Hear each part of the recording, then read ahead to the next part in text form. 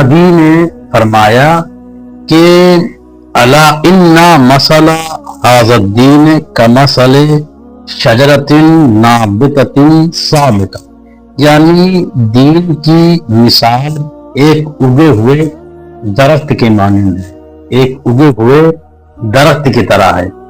अब ये देखना है कि दरख्त में क्या क्या चीजें मौजूद हैं। दरख्त में जड़ होती है, उसकी शाखें होती हैं, उसके पत्ते होते हैं और फिर उसमें फल आते हैं।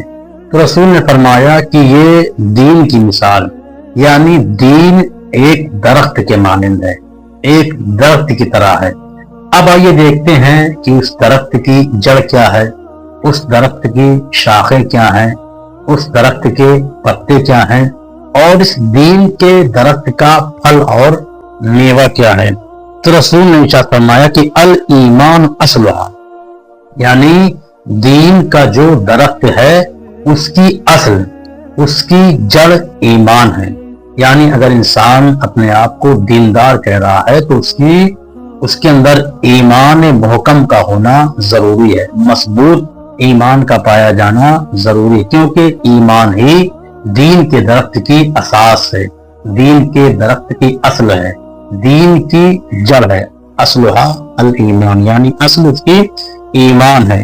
वह ज़कात फर्अ, और दीन का जो दरख्त है उसकी शाख क्या है, ज़कात है। यानी दीन में इंसान को ईमान का होना जरूरी है और ज़कात देना इंसान के लिए जरूरी है।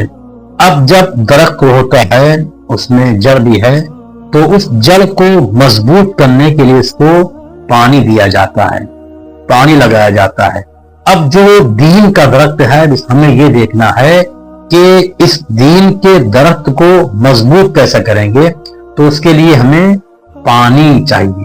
अब पानी क्या है दीन के दरख्त के लिए, तो रसूल ने फरमाया कि वस्सलातु माहुहा, यानी नमाज दीन के दरख्त का पानी, यानी जड़ जो है वो पानी है। वस्सलातु माहुहा, यानी दीन का जो दरख्त है अगर उसकी जड़ को मजबूत करना है तो वो सलात है, यानी नमाज है। जब इंसान नमाज पढ़ेगा तो दीन की असास मजबूत होगी, दीन की जड़ मजबूत होगी। और उसके बाद अब उसका जड़ हो गया, शाखें हो गई, पत्ते हो गए, अब उसका दरख्त का फल होगा।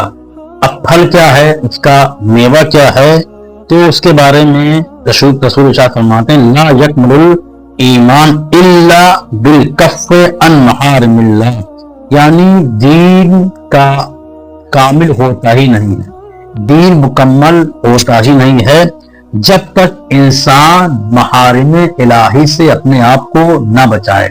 यानी जो चीज अल्लाह ने हराम करार दी है उनसे जब इंसान अपने आप को बचा लेगा तब इंसान एक मोमिन कामिल कहा जाएगा। यानी दीन का दरख्त है, उसका फल अल्लाह की नाफरमानी से अपने आप को बचाना है।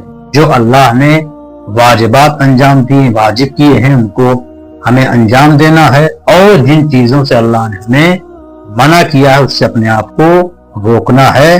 तब हम जाके दीन को अपने मुकम्मल कर सकते हैं।